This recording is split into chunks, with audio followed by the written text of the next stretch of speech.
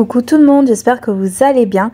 Je déclare la saison des bûches ouverte. C'est parti à l'approche des fêtes. Je me suis dit que j'allais vous proposer une bonne recette de bûches au Ferrero Rocher. C'est parti. Et pour ce faire, je commence par la réalisation d'une génoise. Je commence par clarifier 4 œufs. Clarifier qui veut dire séparer le blanc des jaunes. Une fois que c'est fait, j'ajoute une pincée de sel au blanc et je les monte en neige.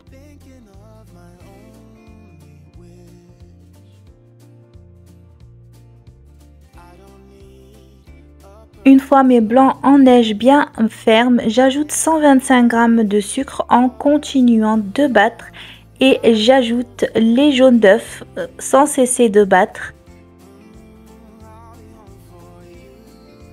Une cuillère à café de vanille liquide ou du sucre vanillé. Et si tu es de passage sur ma chaîne, n'hésite pas à t'abonner, liker, activer la cloche pour être averti de mes prochaines recettes. Ensuite, je cesse de battre et j'ajoute 125 g de farine et un demi-sachet de levure chimique que j'incorpore délicatement à l'aide d'une maryse.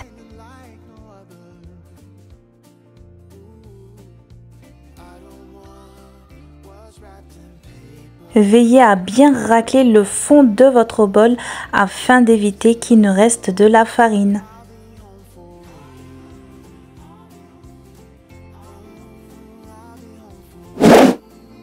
Pour la cuisson de ma génoise, j'utilise un tapis de cuisson silicone 40 par 30. Vous pouvez aussi utiliser la plaque allant au four, le lèche-frites. Pour cela, il faudra juste mettre un papier sulfurisé si vous n'avez pas de tapis silicone. Ensuite, ici, dans ce petit récipient, j'ai mélangé une cuillère à soupe de farine avec de l'huile de tournesol et que je viens badigeonner sur mon tapis de cuisson. Ensuite, je verse ma pâte à biscuits et que je vais venir étaler à l'aide d'une spatule bien homogènement.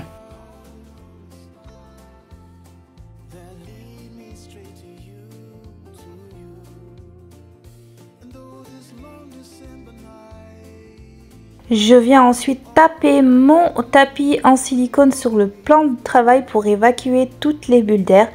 Et j'enfourne ma génoise dans un four préchauffé à 180 degrés pendant 8 minutes, voire 10 minutes, ça dépend des fours à surveiller comme le lait sur le feu.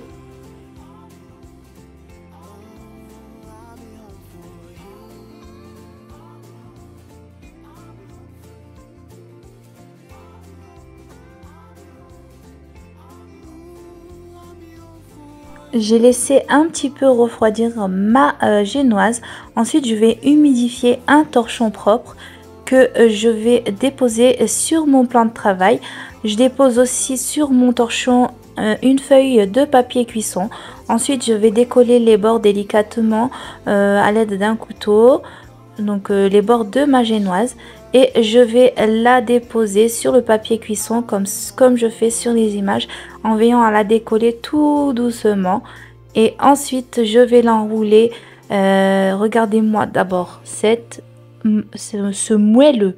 Non mais ce moelleux, et regardez comme elle est super maniable. Franchement c'est une super recette de génoise. Ensuite je l'enroule dans le papier cuisson puis dans le torchon.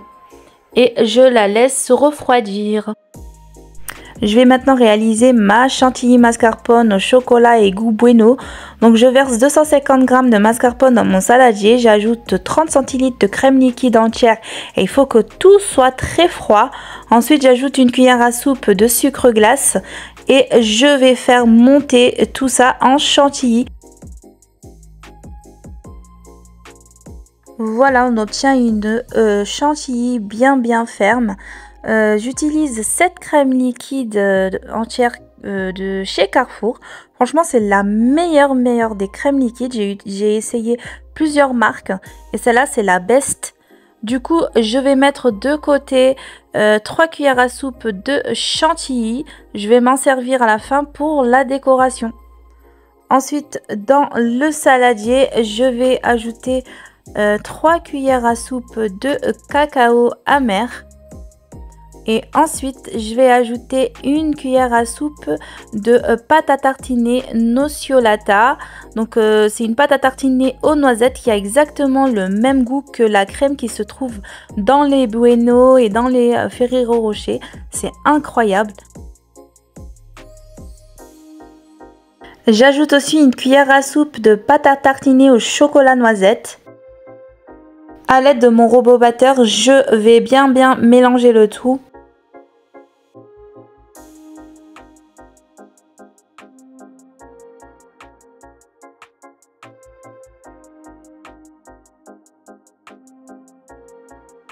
Ensuite, je vais hacher 8 Ferrero Rocher dans ce petit appareil. Vous pouvez aussi les hacher grossièrement à l'aide d'un couteau. Voilà, ensuite je déroule ma génoise qui aura pris le temps de bien refroidir.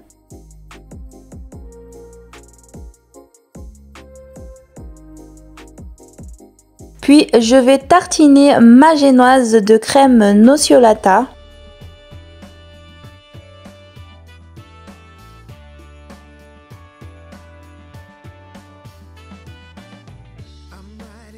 Puis je vais tartiner le dessus avec ma chantilly mascarpone chocolat bueno et allez-y bien généreusement.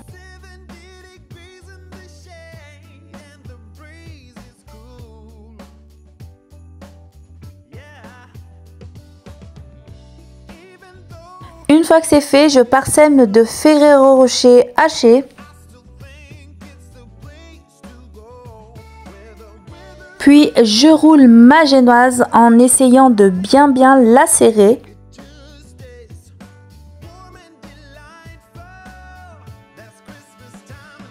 Puis je la serre davantage à l'aide d'une spatule comme sur les images.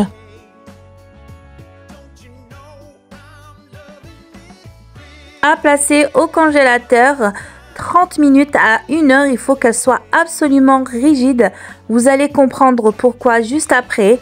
Ensuite, je vais passer au glaçage au rocher. Donc, j'ai mis 50 g de noisettes émondées que je vais hacher grossièrement donc pour obtenir des éclats de noisettes. Ensuite, je vais faire fondre 200 g de chocolat au lait. Vous avez le choix de les faire fondre au bain-marie ou au micro-ondes. À vous de voir.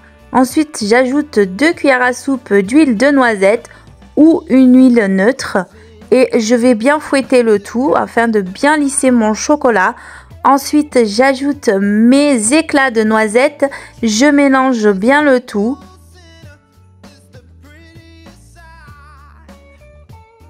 Ici, j'ai une feuille de papier cuisson, je dépose sur le dessus 2 verres. J'ai sorti mon roulé du congélateur. C'est la raison pour laquelle je l'avais placé au congélateur. C'est parce qu'il faut qu'il se tienne bien. Ensuite, j'ai versé sur le dessus mon glaçage au rocher. Il faut bien le répartir de tout partout. Bien la recouvrir.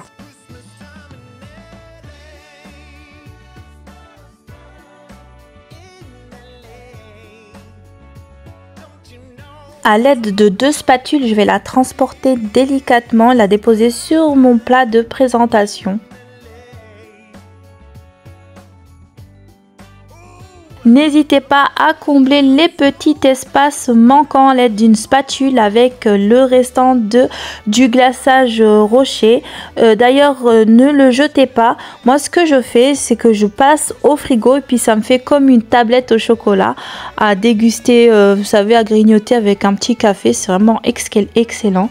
Ensuite, je place ma bûche au frigo 30 minutes pour faire cristalliser le glaçage rocher. Ensuite, vous allez venir parer les extrémités délicatement à l'aide d'un couteau à pain. Et allez-y délicatement, ne faites pas comme moi. Vous avez vu, il y a un côté qui s'est un peu cassé. Du coup, j'étais obligée de reparer à nouveau pour avoir quelque chose de parfait.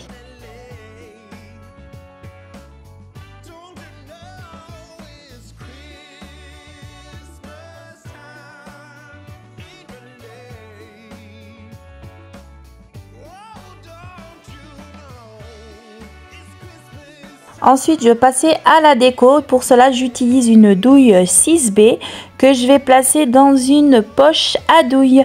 Donc, si vous n'avez pas tout ça, ben écoutez, c'est pas grave, vous pouvez utiliser les douilles que vous avez, hein, n'importe laquelle, et surtout faire parler votre imagination.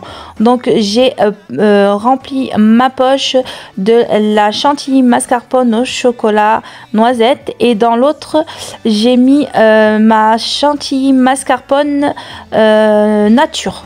Voilà. Donc je passe à la déco, je vous laisse avec les images.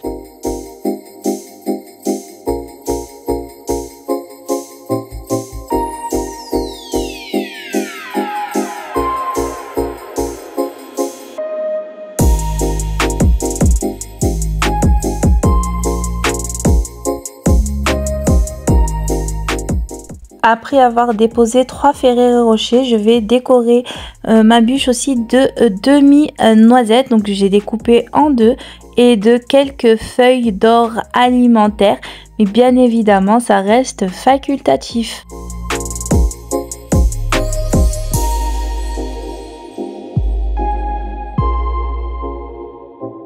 Et voilà, ma bûche au Ferrero Rocher est terminée.